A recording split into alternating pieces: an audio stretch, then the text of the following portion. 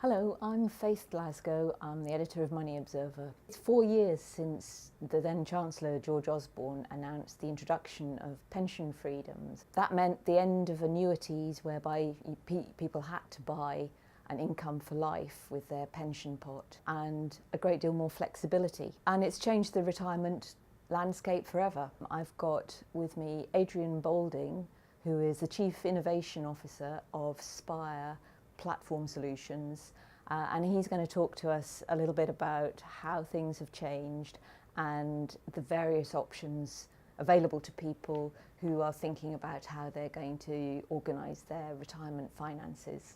Things have changed enormously as the labour market has changed, and I think actually the changes probably stretch back 8 years to the abolition of mandatory retirement ages.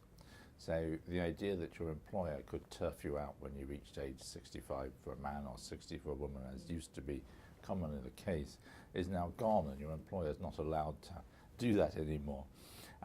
What we're seeing as a result of that is we're seeing people working on a lot further than they used to. And some research that Johnson Thomas, software provider Johnson Thomas, has published has shown that 56% of baby boomers now say they either have worked on past 65 or they expect to work on past 65.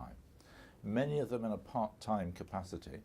So what are the main retirement options on the table for people when they do finally get to thinking about hanging up their boots? There's a lot more choice than there used to be. And again, this is one of the sea changes that we've seen in the retirement landscape. All that the money purchase scheme does is to deliver you with a great big pot of money at your chosen retirement date. And the pensioner then has to choose what are they going to do with that pot of money to stretch it into something that will then last them a lifetime. And what are their main choices at that point?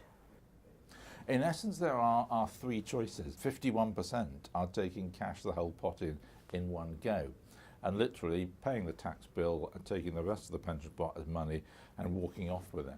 And in fact, the majority of those walk no further than their nearest building society, where they promptly deposit it. I think it is something that they feel they understand, even if it's only paying them a very, very low interest rate in the current circumstances. In second choice, with 37% of people choosing it, is the income drawdown plan, where you leave your money inside the pension plan, still invested in the funds that you've chosen, and you literally draw off an income of whatever amount you want to draw off every month. And then in third choice is the humble annuity. Once the product that everybody used to buy at retirement, now only 12% of people buying the annuity, where you go to the life insurance company and you get the fixed payment guaranteed for the rest of life.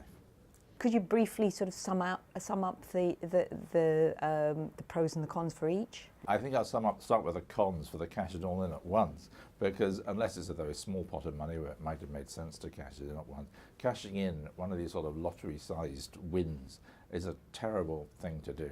So the real choice, assuming that you're not going to cash it all in at once, the real choice is between the income drawdown plan or the annuity plan.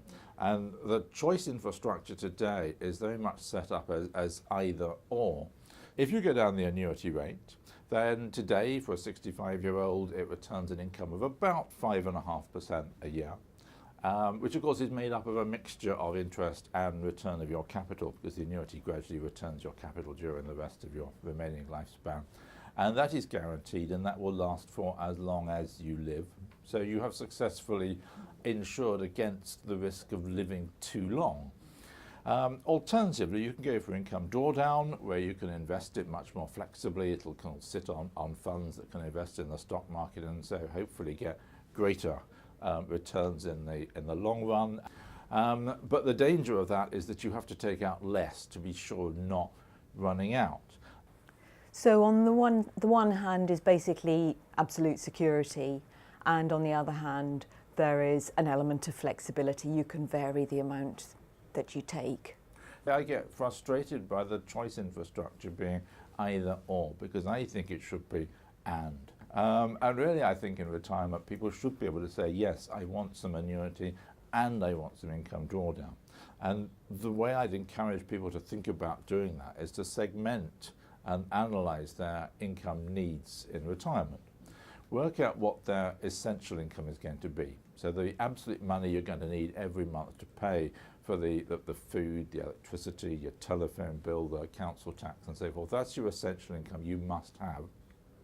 And you should find a secure product like an annuity and other secure income. So you might have got a bit of final salary and hopefully you've got some state pension, which is secure income as well. So your secure income bits should cover off your essential.